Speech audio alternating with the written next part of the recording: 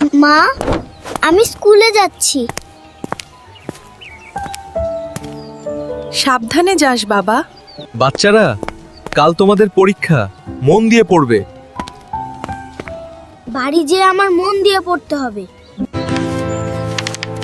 এখন একটু কষ্ট করলেই আমি পরীক্ষায় ভালো করতে পারবো। লেখাপড়া করে যে গাড়ি ঘোড়া চড়ে সে। হাল্ক, আজ তোর পরীক্ষা কেমন হলো? মা, আজ খুব ভালো পরীক্ষা দিলাম। হাল্ক, তুমি খুব ভালো নম্বর পেয়েছো। কারণ আমি লেখাপড়া করেছি। আজ রেজাল্ট দিয়েছে, আমি ভালো নম্বর পেয়েছি।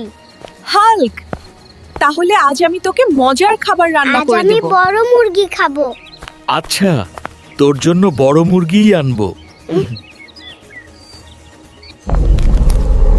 আজ এ বড় মুরগিই খাবে আমার ছেলে।